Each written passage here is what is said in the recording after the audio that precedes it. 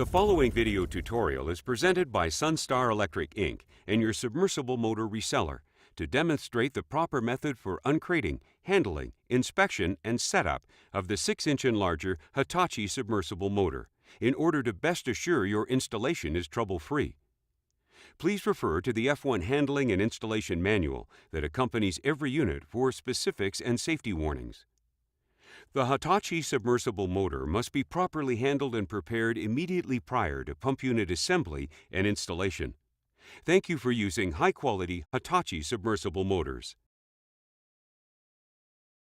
Hitachi submersible electric motors are shipped in certified export crating. Although they are identified by stenciled data on the exterior, the motor specification should be verified by the nameplate data on the motor. Hitachi motors are retained in their crate to prevent movement, which might damage motor components. Carefully remove the wood retaining blocks and all retaining block nails or staples before attempting to remove the motor from the crate.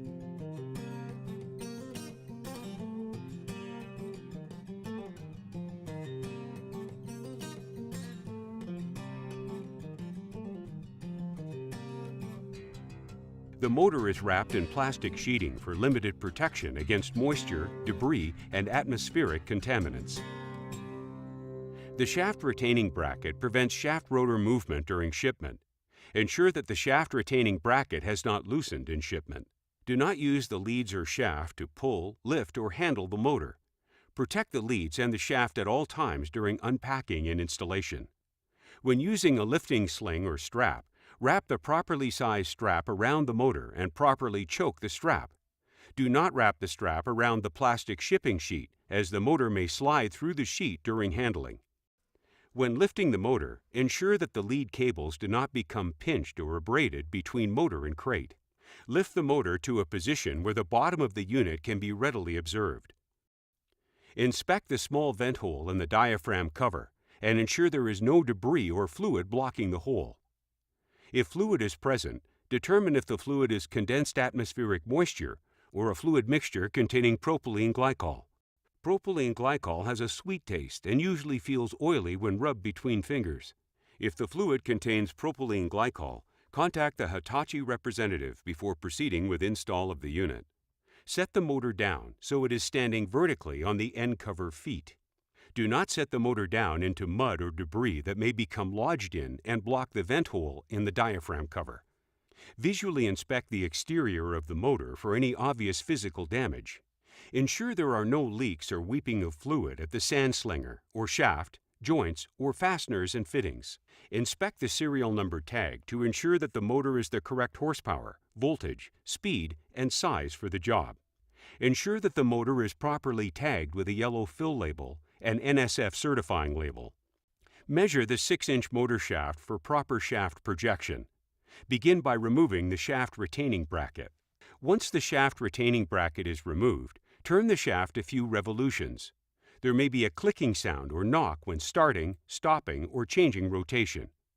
This sound is being made by the thrust-bearing pivot pads as they shift position inside the motor. If the shaft is difficult to turn by hand, install the shaft coupling and turn with a strap wrench. If the shaft will not move, then you may be required to relieve internal pressure. This is accomplished by loosening one of the vent fill plugs under the top flange on the mount bracket. If the shaft still does not move, contact the Hitachi representative before proceeding with install of the unit. With the shaft free, it should settle into the down position. In this position, the down thrust bearing is seated on the pivot shoes and the shaft rotor will not move lower. For 6-inch motors, there is a shaft height gauge that can be used. Place the gauge on the top of the shaft, with the designated A section resting flat on the top of the shaft. With the gauge situated in this position, the legs, or B sections of the gauge, should not be touching the motor mounting flange face. There should be a gap that ranges from approximately 5 thousandths to 25 thousandths of an inch. If measuring with a depth micrometer, the shaft projection, when the shaft is in the down position, should be between 2.875 inches and 2.869 inches in height. For 8-inch motors, the shaft projection should be between 4.00 inches to 3.990 inches in height. Consult the manufacturer's standards for shaft projections on 10-inch and larger motors.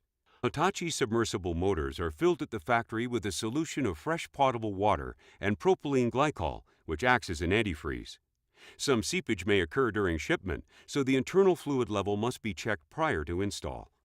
Position the motor with ready access to the vent plug or plugs located below the mounting flange. Remove the plug or plugs. Pour or inject clean potable water into one of the vent holes. Do not inject deionized or demineralized water into the motor. When clean, clear fluid backflows freely from the vent hole, the motor is full and any air has been vented from the unit. Seal and reinstall the vent plug or plugs.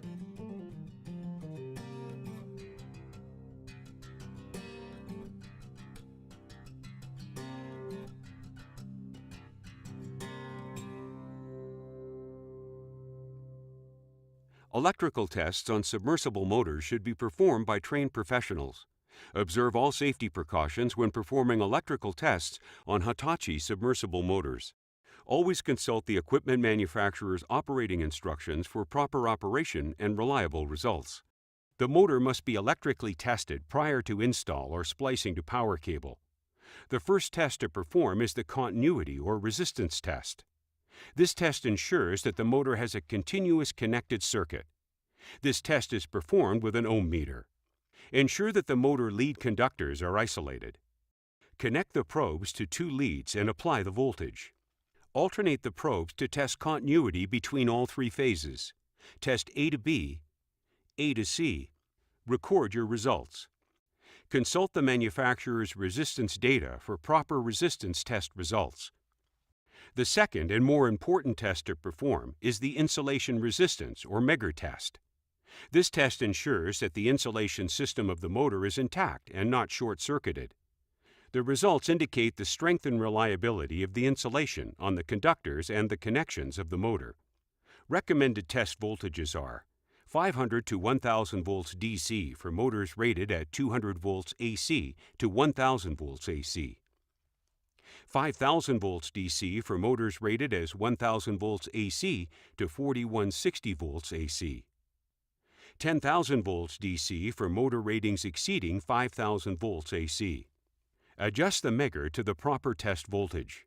Connect the positive probe to the conductor on one of the three motor leads. Attach the negative probe to a bare metal component of the motor. Apply the test voltage and allow the winding to charge completely. Document the insulation resistance reading when it settles and remains constant. Consult the manufacturer's insulation resistance data for acceptable resistance test results.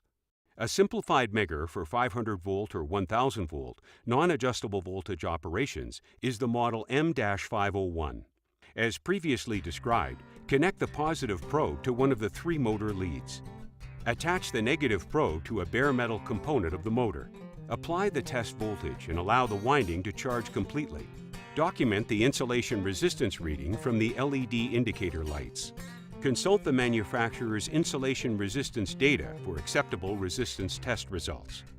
The motor is now ready to continue assembly to the pump and unit installation.